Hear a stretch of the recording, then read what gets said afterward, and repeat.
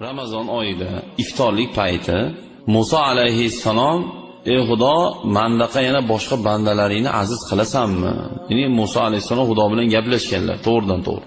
Lekin ko'rmaganlar. Shunda Xudo aytdiki, "Sandan keyin Ahmad, Muhammad ismli payg'ambarim keladi. Ularga Ramazon oyini ro'zasini men farz qilaman.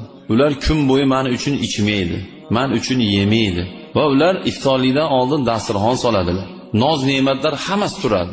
İftorlik payti kelmagungacha yemasdan termilib o'tiradi. O'sha daqiqalarda men hozir oramizda 70 ming parda bor, ikkovimiz oramizda. O'shalarni iftorlik paytida o'sha hamma pardani ochib olaman degan ekan Xudo. Shunda Musa alayhissalom: "Ey Xudo, meni payg'ambar qilguncha Muhammadni ummati qilganingda ham rozi edim" degan ekan. U imkoniyat bir oy bo'ladi xolos sizda. Ramazon oyida bo'ladi xolos. Ana endi o'sha davrda biz laqillab gaplashib o'tirsak, siz oshnalar iftorlik qilasizlar, qilamiz. Borib olib iftorlik paytgacha har xil gap so'z, palon po'kun, uyda ham, qayerda bo'lsa ham yo'q. Bu Ramazon oyidagi eng katta imkoniyatdan unumli foydalanmaslik bu. Bu zarar bu.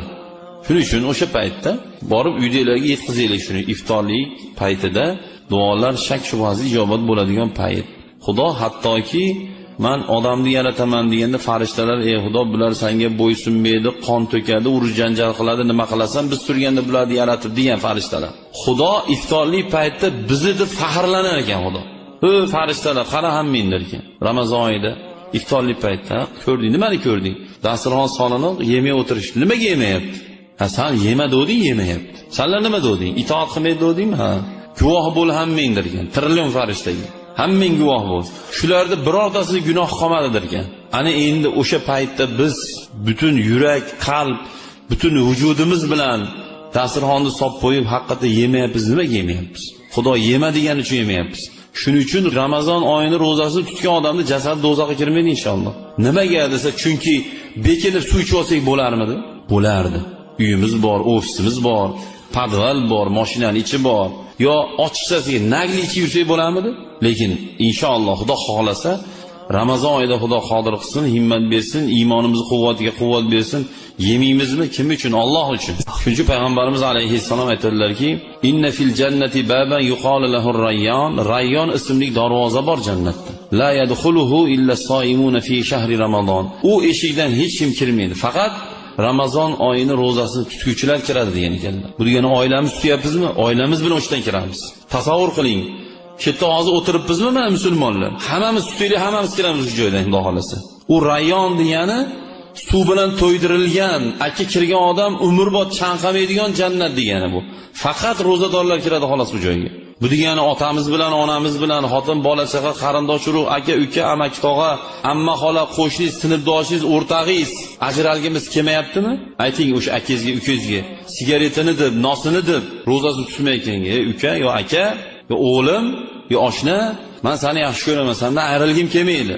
Lekin sen ham o'lasan, men ham o'laman. Qanchadir yil ajrashamiz bir-birimizdan. To'g'ri.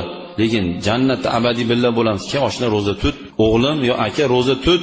Ke o'sha jannatda ham birga bo'laylik." Qatdan bilasan? Payg'ambarimiz aytdilar buni. "As-sawmu li va ana ajzi bihi" deb Xudo aytdi buni. Ro'za meni uchun bo'ladi. Uni mukofotini o'zimdan oladi dedi. Shu hadisni hujjat qilib turib, ro'zasini tutgan odam, Ramazon oyini ro'zasini tutgan odam albatta Xudosini ko'radi deyapti.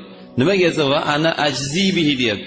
Uni mukofotini Azroil ham, Jabroil ham, Mikoil ham hech kim bilmaydi ro'zaning mukofotini. Faqat Alloh o'zi biladi. Meni huzurimda Ramazon oyini ro'zasini tutuvchilarga surpriz bor degan Xudo. Mana surpriz uni faqat Alloh o'zi biladi. Lekin ba'zi birlar ajrlar aytilgan-ki, Ramazon oyini ro'zasiga odamlarning qiziqishi bo'lsin uchun ba'zi bir masalalar aytilgan. Masalan, ro'zadorga mana hali aytdik, qalqon bo'ladi ro'zasi. Xudo undan rozi bo'ladi.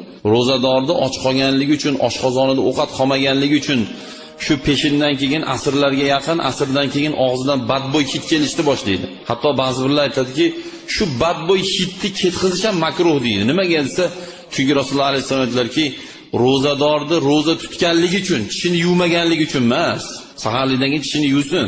Och qolganligi uchun, ro'za tutganligi uchun og'zidan kelgan hid Xudoning nazdida mushka ambardan ko'ra afzalroqdir degan ekanlar. Shuning uchun azizlar, bu oyda g'animat bilib, tushuntirib o'rtoqlarimizga, do'stlarimizga shunday qilsa inshaalloh maqsadga muvofiq chiroyli